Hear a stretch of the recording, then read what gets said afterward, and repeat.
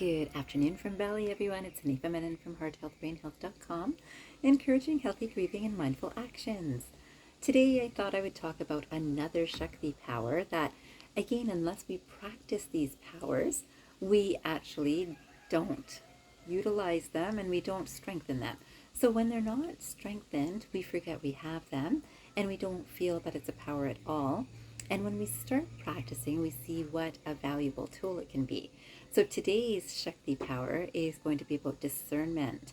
And discernment, I thought I'd start with this one quotation, which really is just, it's a definition of it, but it's a quotation. So it says, discernment is not simply a matter of telling the difference between right and wrong. Rather, it is the difference between right and almost right. The difference between right and almost right. So as I was reflecting on this and contemplating this idea, we can see that this happens, that it can happen amongst relationships, that, someone does something that's kind for another person, yet the other person thinks that a different sort of kindness would be nicer, or a different way of doing something kind would be nicer, or doesn't even perceive the kindness that has been received as kind. If we look at it in companies, and this is what I thought about, was very interesting, that I was thinking about how companies that are commercially very successful, and I thought about, I don't even want to name any companies, but say soft drinks. Soft drinks, which we know that we started learning about how much sugar is in soft drinks or how much caffeine is in soft drinks. And so people were starting to learn about this information and suddenly starting to think maybe I shouldn't drink so many soft drinks, because there was a time where soft drinks were the trend. It was fad. It was such a neat thing to have a soft drink in your hand. And I'm sure you know the big companies, and some people still quite enjoy soft drinks. And then the companies themselves became aware that, people are becoming health conscious and we should decrease the caffeine level and maybe even decrease the sugar level. And so out came aspartame, and it became this big push of, this is right because this will have less calories and this will be so much better. And it was almost right, because the intention was, let's make sure that we create a healthy product and this will taste kind of like sugar, yet it will have low calories. And so people want to look good, and we got all excited about aspartame. And then a few years later, and perhaps studies might have shown it even before the time that the rest of the public might have known it, aspartame was not so healthy, and aspartame actually created a lot of health problems. And then we can see that this decision to make this change was right-ish, almost right. So again, it's this whole idea about, if it's really right, when we discover that this is actually creating concerns in health and we had intended it to be healthier for people, and because people are moving towards health, we make something that is helping health. Now, people actually started liking the taste of aspartame too. So you'll notice that even though we all know that this is not so healthy today, we still have those diet drinks, and they're still called diet drinks, and we don't really talk about those risks that come along with things like aspartame. We've certainly seen some other products being used and different chemicals being used to try to be better than aspartame. And we know that it takes a little bit of time before the general public learns about the research that shows the pros and cons, and even still a company makes a decision, we're going to do this. That's a big company. Those are big companies. This happens on the day-to-day all the time too, because it's only by doing something that we learn something and we can change what we're doing. And most people are so set, have already committed themselves to doing what they say they're going to do or have started doing, that when even there is a learning of, this is not so good or this is not helpful in the way that I thought it would be, people have an unease of letting go of the attachment that they have to, no, this is good. Now, maybe it turns out to be good for business. Maybe it turns out to be good for the individual. And when a person recognizes, wait, this isn't so good, I had intended to do this out of a good heart, whatever the action is, once learning happens and a person continues to do whatever, knowing that this is not so good for anyone that's affected outside, And this is again, whether it's my relationship, my friendship, my neighbor, and these are all relationships, of course, my business, anything, my marriage. If I know that I'm doing something that I thought would be okay, and then I've learned that this is actually not making myself feel good, the other person feel good, whatever it is, unless there's a change from that learning, there hasn't been the true discernment of this difference between right and almost right. So I thought I'd start with that quotation to plant that seed in your head. Another quotation that I came across that I thought was really fitting for today's video is this one by Jimmy Gomez. It says, when fake news is repeated, it becomes difficult for the public to discern what's real. When fake news is repeated, it becomes difficult for the public to discern what's real. And, the simplest example we can think of is this whole idea of coffee being good for you, coffee not being good for you. And, I'm coming to food choices today in this video for whatever reason, but anything that is repeated and repeated and repeated, this is really good, this is good because of this. And there will be studies that show that it is good because of this, and there will be studies that show the opposite.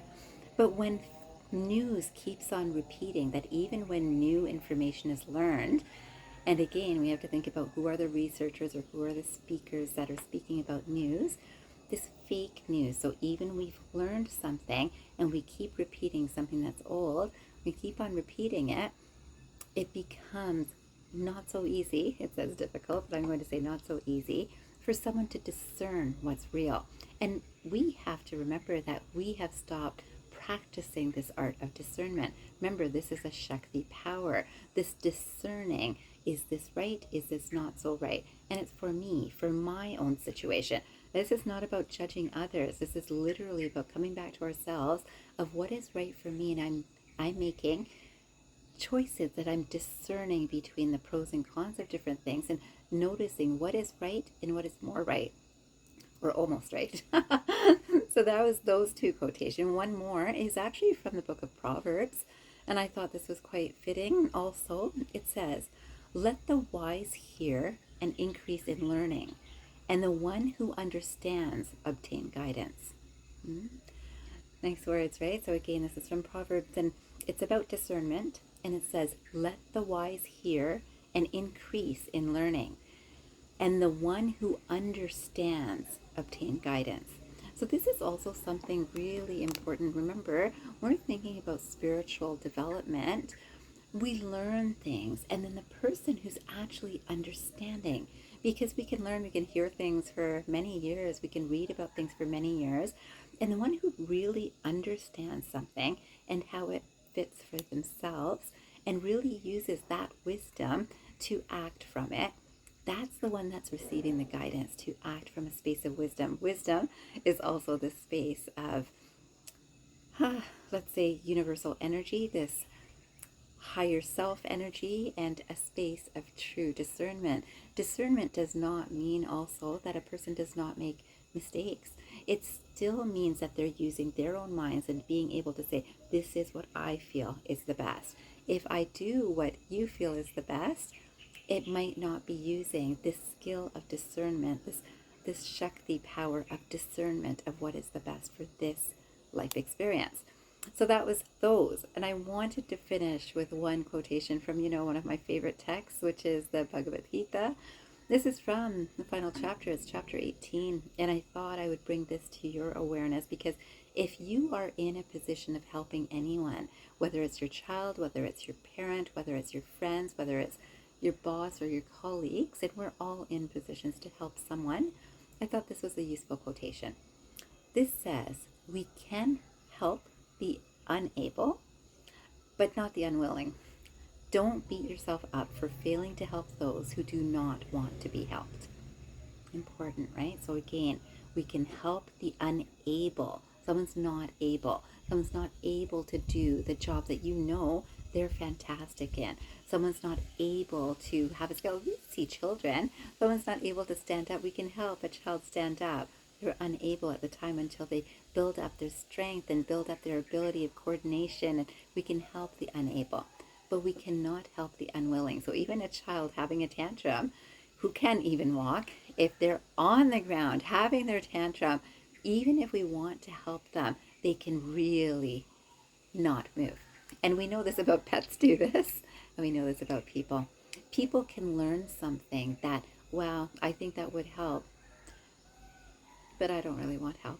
And that space is the space of the unwilling. And this is oftentimes the person who's in that space will not even say that could help.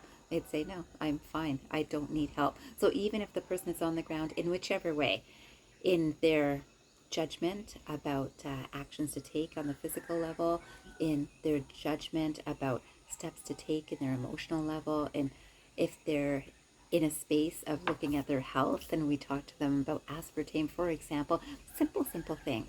But if we understand anyone who says that I'm unwilling to have that help, they will show us. They will either not listen, not hear. You could tell them 100 times the exact same thing.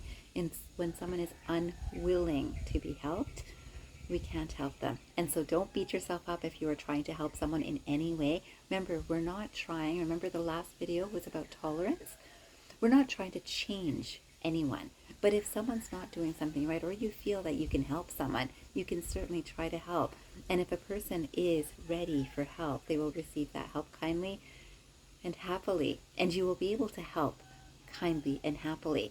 But if someone is unwilling to take your help in whichever way, just leave it and do not beat yourself up over it. I know that I speak to a lot of healthcare professionals that get into this space, and often it's about their own life experience. It's about their own self, their own family, their own very personal life.